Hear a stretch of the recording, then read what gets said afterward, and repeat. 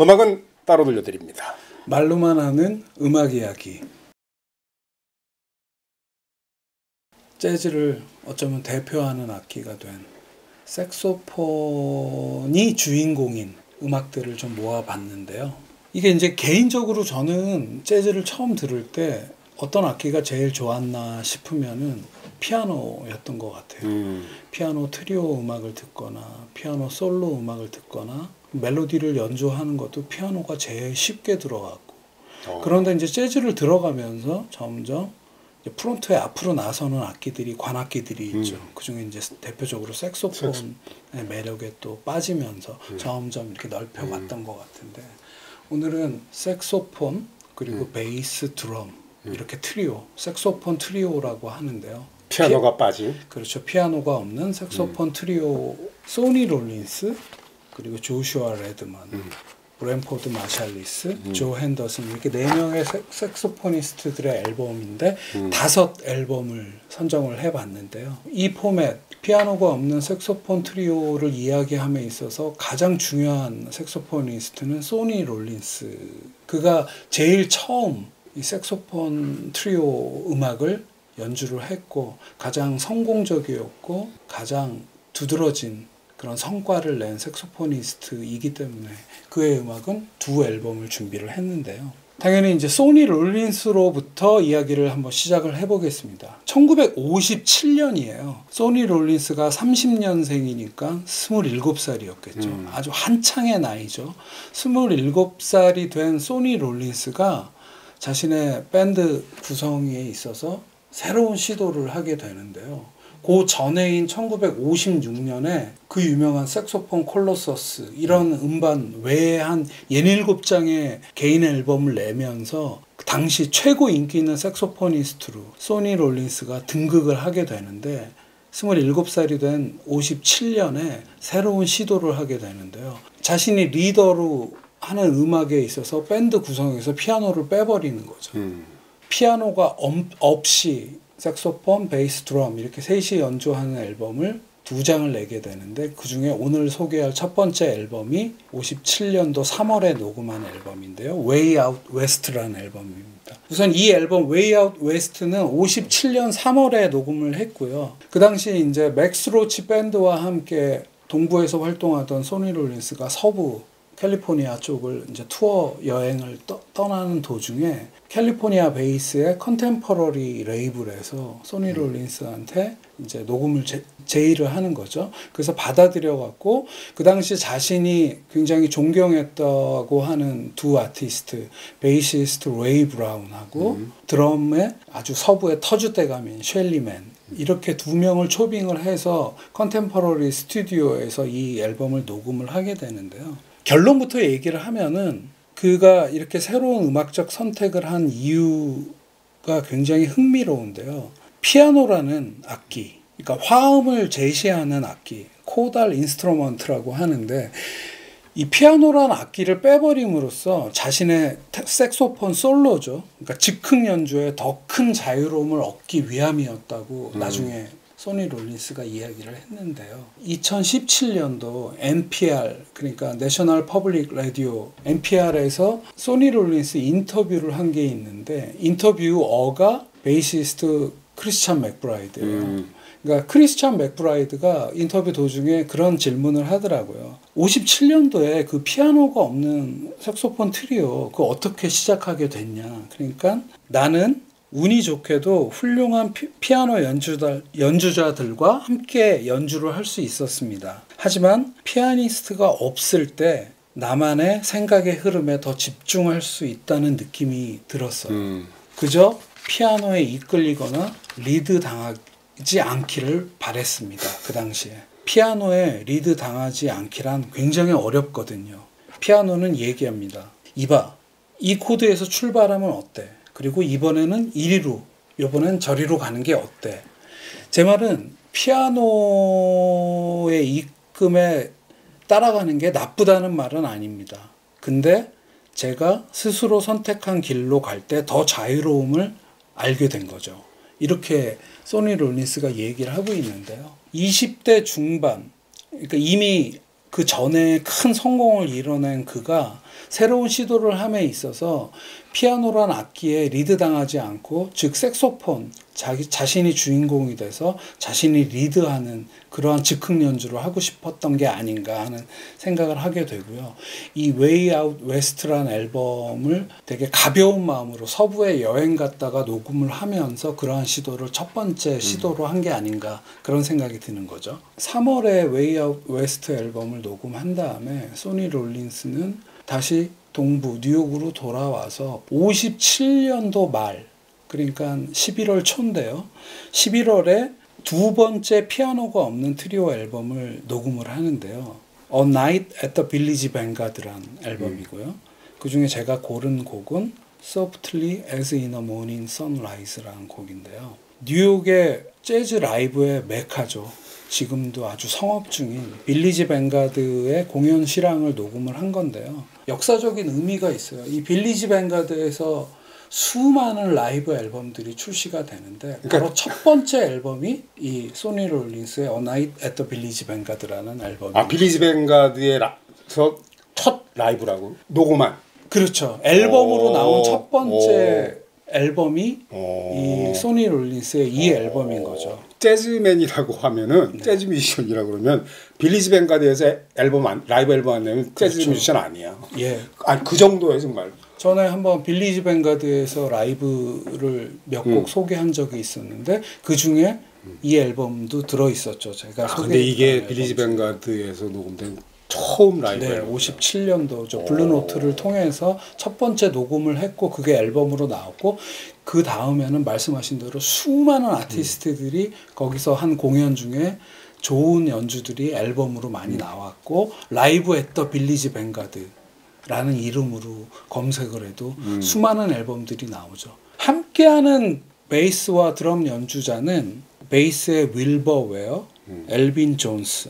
이게 들어보면은 피아노가 없는 그 더 열린 공간에서 그 뭐랄까 이렇게 되게 예측 불가능한 솔로를, 즉흥 연주를 막 소니 롤린스가 연주를 하고, 거기에 텐션을 받은 윌버 웨어의 베이스나 엘빈 존스의 드럼도 뭔가 이렇게 서두름이 없는데 나설 때 나서면서 셋이 또 이렇게 완벽히 딴 세상으로 가서 연주를 하는 듯한 그러한, 이 앨범을 쭉 들으면 그러한 느낌을 받을 수가 있는데요. 색소폰, 베이스, 드럼 이렇게 셋이 연주하는 그런 포맷을 스트롤링이라는 이름으로 재즈판에서 이야기를 하는 모양이에요. 그러니까 스트롤링, 그러니까 사전적 의미를 제가 찾아보니까 약간 떠돌아다니는 그런 얘기가 있던데, 피아노가 없는 열린 공간에서 이렇게 뭐랄까 자유롭게 서로 뭉쳤다 풀어졌다 이렇게 서성이듯 그렇게 연주하는 거를 스트롤링이라고 하는 모양인데, 프레드 허쉬라는 피아니스트가 있는데요. 올해 이제 우리나라에도 공연을 오시기로 하는. 근데 이분도 빌리지 뱅가드에서 여러 연주를 남겼는데, 이 프레디 허쉬가 한 말이 있더라고요. 이 앨범에 대해서요. 이 A Night at the Village Vanguard, 소니 롤린스의 앨범은 현대 재즈 즉흥 연주가 무엇이 되어야 하는지를 알려주는 교과서적인 예입니다.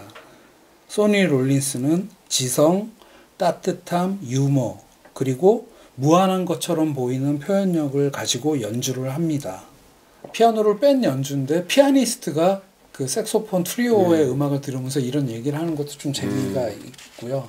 소니 롤린스 또 인터뷰를 찾아보다 보니까는, 제가 아까 말씀드린 이 앨범의 역사적 의미, 빌리지 뱅가드라는 라이브 메카에서 첫 번째 레코딩이 앨범으로 나왔다는 건데요. 그 부분에 대해서 소니 롤린스가 한 이야기가 있는데, 그 일은 정말로 아주 작은 축복이었습니다.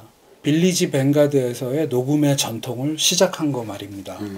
저는 빌리지 뱅가드에서의 첫 번째 앨범이라는 사실이 매우 자랑스럽습니다. 그것이 이 앨범이었고, 그리고 스스로 생각했을 때 그렇게 나쁘지 않았다는 사실이 자랑스럽습니다. 이렇게 얘기를 했더라고요. 정확히 50년 후, 그러니까 1957년에서 50년 후면 2007년이겠죠. 2007년도에 제가 아까 첫 번째 소개한 Way Out West라는 앨범, 소니 롤린스의 앨범에 화답을 하듯 앨범을 낸 색소포니스트가 있는데요. 그게 바로 조슈아 레드만. 조슈아 레드만의 Back East라는 앨범이고요. 그중에 제가 고른 곡은 East of the Sun, West of the Moon이란 곡인데요. 앨범 제목이 57년도에 소니 롤린스가 낸 앨범은 Way Out West, 그러니까 서쪽으로 빠져나가는 출구 뭐 약간 이런 느낌이라면은 Back East, 다시 동부로 하는 그런 느낌에서 약간 소니 롤린스의 Way Out West 앨범에서 출발한 그 영향 하에 있다는 거를 앨범명에서 밝히고 있는 거죠. 이 앨범에서 조슈아 레드먼은 소니 롤린스 Way Out West에 있는 앨범 수록곡 중에 I Am a Old Cowhand라는 곡과 Wagon Wheels라는 곡, 두 곡을 자신의 해석으로 다시 연주를 했고요. 그러니까 조슈아 레드먼이 피아노 없이 자신의 색소폰에 자신이 생각가는 대로 영감대로 연주한 게 어떤 자유로움 그런 게 느껴져서 아주 좋은 연주라는 생각이 들고요. 조슈아 레드먼이 이 곡에서는 레리 그레나디어라는 베이시스트와 함께 연주를 하고 있고요. 드럼은 알리 잭슨 이렇게 같이 연주를 하고 있는데 조슈아 레드먼은 뭐 지금 가장 최고의 색소포니스트 중에 한 명이죠. 그러니까 90년대 가장 두각을 나타내서 최고의 자리에 있는. 굉장히 지금 뭐 상종가를 달리고 있는 조슈아 레드만의 2006년도 녹음, 2007년도 앨범 한번 꼭 들어보시길 바라고요. 좋아요, 정말.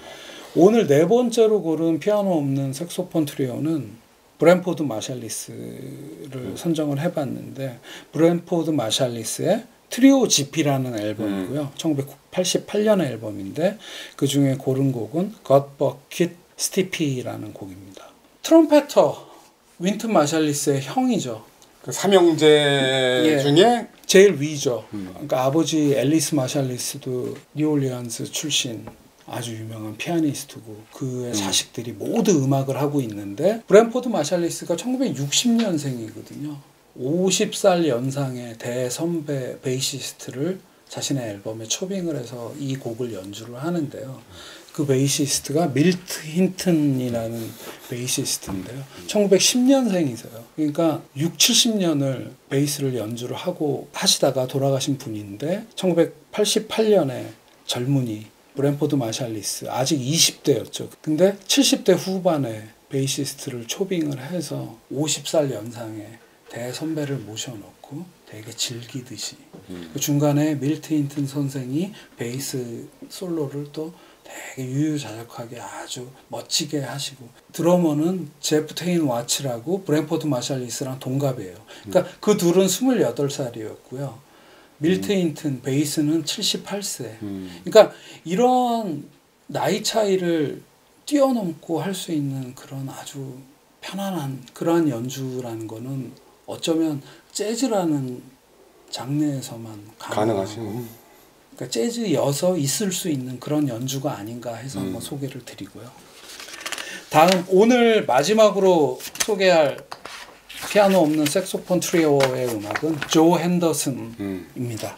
조 핸더슨의 The State of the Tenor Live at the Village Vanguard 볼륨 1 and 2 앨범이고요. 그 중에 제가 고른 곡은 스텔라 바이 스타라이트인데요.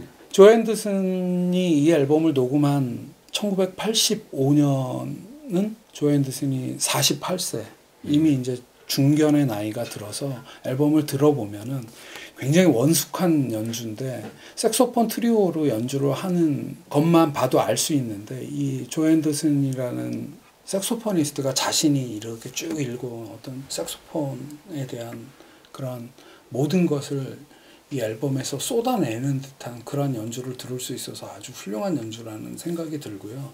이 앨범이 같은 빌리지 뱅가드에서 녹음됐던 아까 소개했던 57년도 소니 롤린스의 빌리지 뱅가드 라이브와 함께 이렇게 비견되는 아주 명연주라고 많은 평론가들이 이야기하는 연주인데요. 조 핸더슨이 85년도에 빌리지 뱅가드에서 3일간 연주를 했는데 거기서 베스트 연주들을 모아서 볼륨 1 그리고 볼륨 2로 원래는 88년 86년, 87년에 나온 앨범인데요. 94년도에 이 두 앨범을 합본해갖고 볼륨 1 and 2로 해서 CD로 출시가 되는데 그 CD에만 있는, 그러니까 86년도, 87년도에는 수록되지 않았던 곡이 이 오늘 보너스 트랙이죠.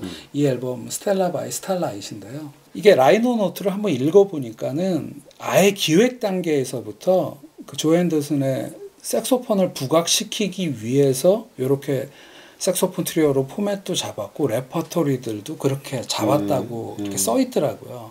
함께 연주하는 베이시스트와 드러머가 베이스의 론 카터, 마일스 데이비스의 세컨드 그레이트 퀸텟의 베이시스트였고 지금도 앨범을 내고 계시는 레전드 중에 레전드죠. 젊은 론 카터와 그리고 알 포스터 드럼 이렇게 셋이 연주를 하는데요. 그러니까 그런 생각을 하게 됐어요. 이 앨범을 들으면서 85년이면은 재즈가 약간 침체기에 들었을 때고 젊은 윈튼 마샬리스나 뭐 이런 그 젊은 재즈 뮤지션들이 옛날 재즈를 되살려야 되는 거 아니야? 뭐 이런 운동이 일어나고. 그러니까 재즈가 너무 많이 모양이 변했다가 다시 찾아가는 운동이 시작될 때쯤인데 조 핸더슨이라는 이 색소포니스트는 재즈라는 음악이 원래 가져야 될 모양새를 계속 유지를 해왔고 85년도에 작은 포텐을 터뜨리시는 그러한 어떤 현장 같은, 그리고 이런 순도 높은 재즈가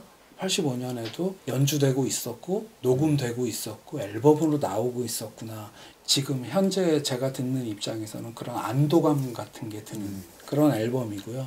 조 핸더슨이 그 소니 롤린스보다는 한 7살밖에 어리지 않지만 훨씬 먼저 세상을 떠났고 85년도면은 약간 침체기에 있을 때인데 블루노트와 함께 이런 훌륭한 앨범, 그리고 즉흥 연주 위주로 색소폰을 듣는데 큰 쾌감을 주는 이런 앨범을 냈구나 하는 게 굉장히, 다시 한번 말씀드리지만 참 다행이다. 이런 앨범들이 있어서 지금에까지 재즈가 더 많이 모양새가 변하지 않고 어떤 정통의 재즈는 계속 올 수 있었구나 하는 그런 거를 한번 확인하게 되는 앨범. 그래서 80년대는 그야말로 80년대는 그야말로 퓨전 재즈니 뭐니 해갖고선 정통 재즈는 정말 어디 없어. 그래도 어디선가 정통 재즈, 그러니까 그 유행을 따르지 않는, 예를 들어 마일스 데이비스가 69년도부터 확 모양새를 바꿔버리고 퓨전, 재즈 펑크 해갖고 막 그 당시 유행하던 흑인 음악들과 섞이기도 하고, 유럽에서는 자기네들 모양새대로 또 재즈가 변해가고 있고 그랬는데 미국 흑인들의 정신을 간직한 그러한 정통 재즈가 이렇게 연주되고 있었다. 이런 게 참 기쁜 일이기도 한 것 같고요. 이렇게 색소폰이 주인공이 되는 색소폰 트리오, 피아노가 없는 색소폰 트리오 음악 소개, 5 앨범 소개 여기서 마치겠습니다. 네. 감사합니다.